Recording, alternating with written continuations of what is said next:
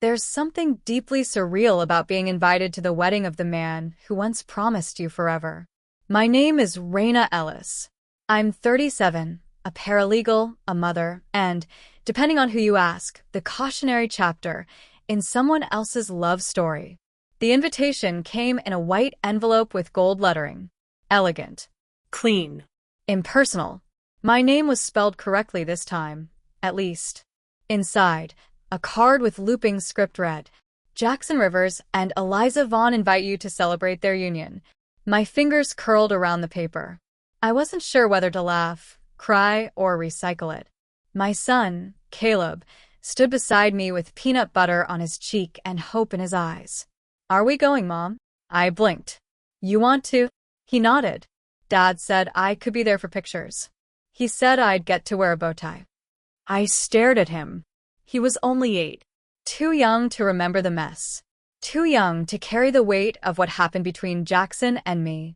Maybe that was a mercy. Jackson and I hadn't spoken in full sentences in over a year. We co-parented through emails and handoffs at soccer practice. Civil surface.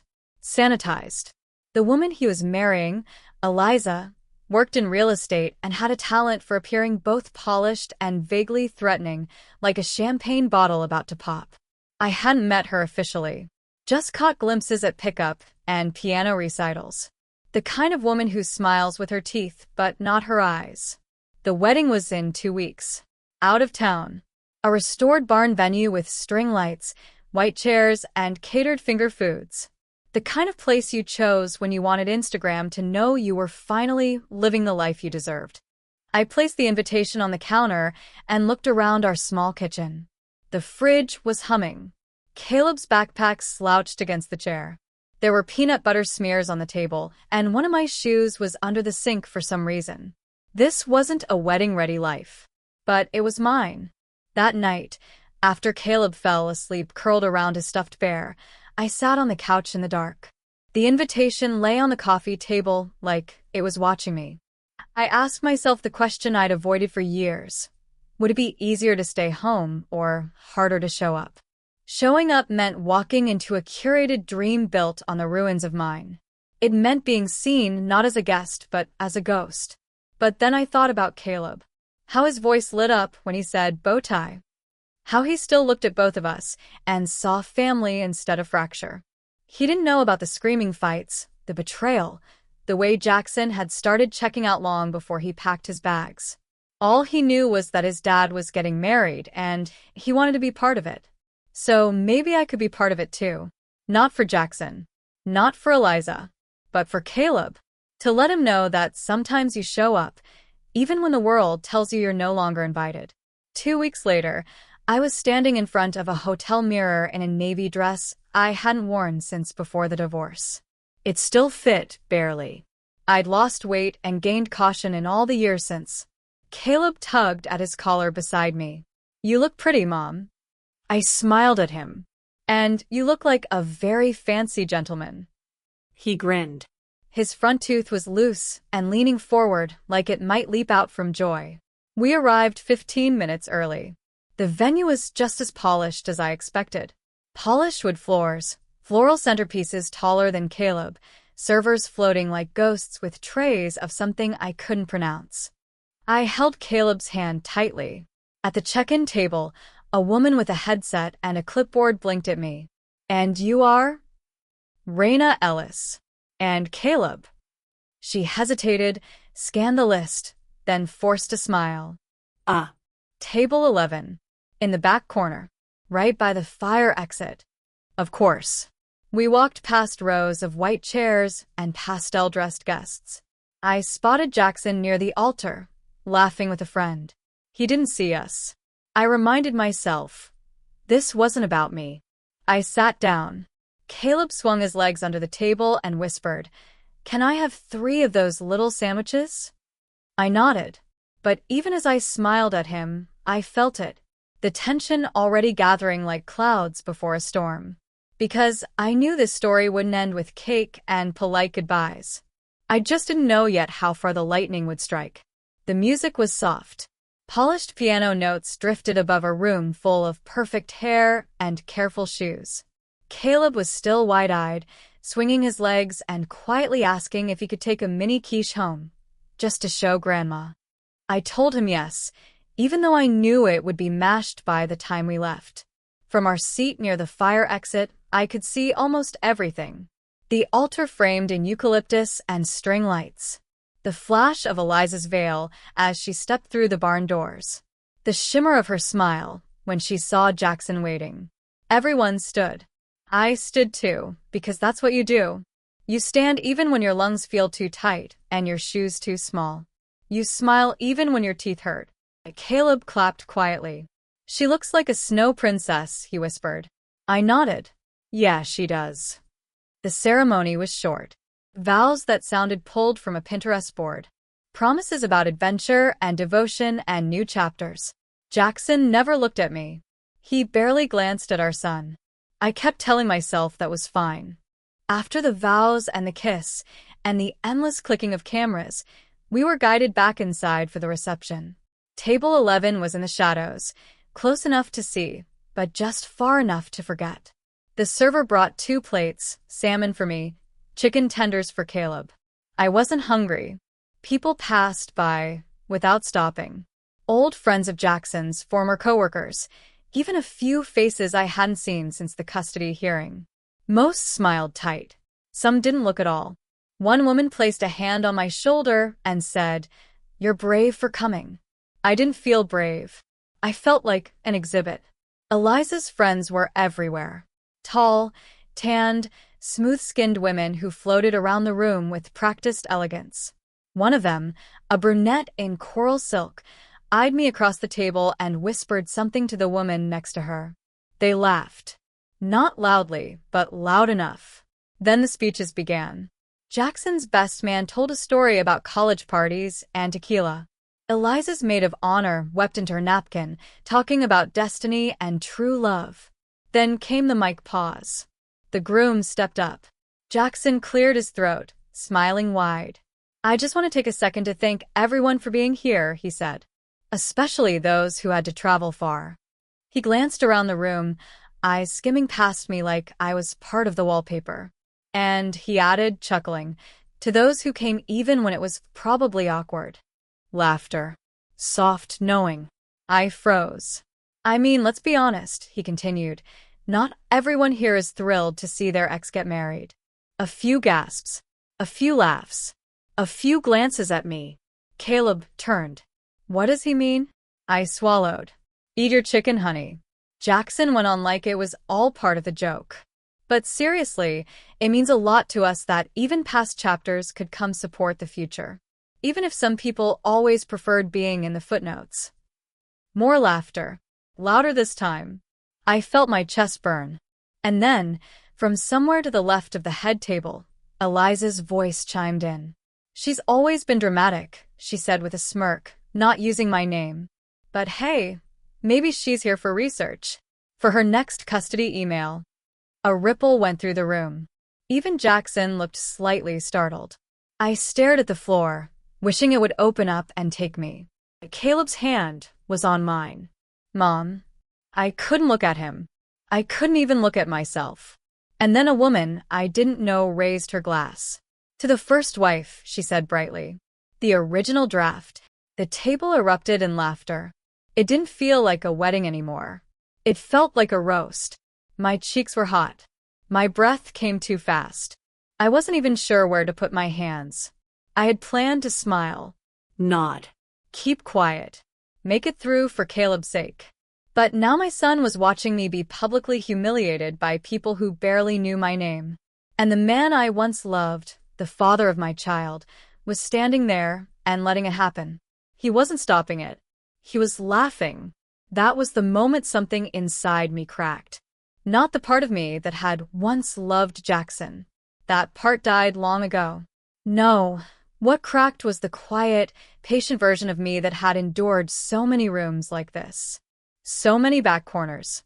So many polite humiliations dressed up as jokes. I stood. My chair scraped the floor. A few heads turned. Caleb looked up, worried. Mom, And that's when it happened.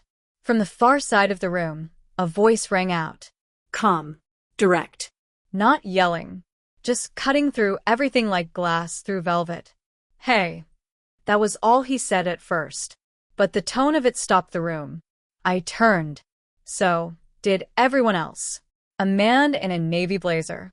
I didn't recognize him, but I would never forget what he said next. Hey, he said again, louder this time. The laughter died mid-breath. He stood near table 7. Mid-40s maybe. Tall. Crisp navy blazer, loosened tie, glass in hand. He wasn't dramatic about it.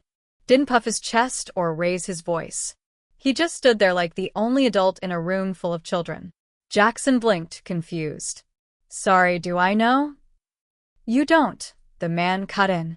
But you should know when to shut the hell up. The silence that followed was instant. Thick. Someone gasped near the dance floor. The DJ fumbled with the playlist.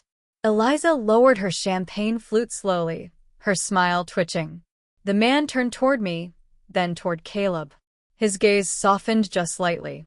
I came here tonight because a mutual friend told me this would be a beautiful ceremony, he said, his voice calm, clear, deliberate. Not a public takedown of a woman who had the guts to show up and sit quietly for her son. Whispers rippled across the room. He stepped forward. Maybe some of you think this is funny. A roast.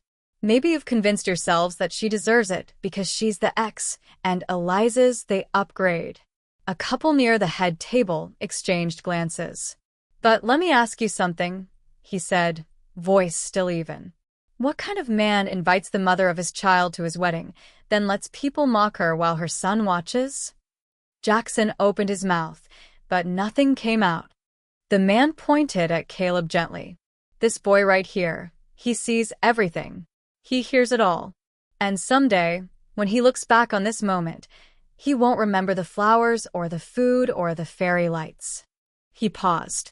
He'll remember the way his mother sat there and took it. My throat tightened. He'll remember the way his father laughed. Jackson flinched.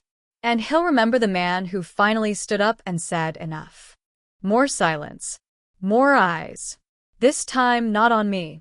On him. I looked around the room. No one moved. No one sipped their drinks. The air was glued in place.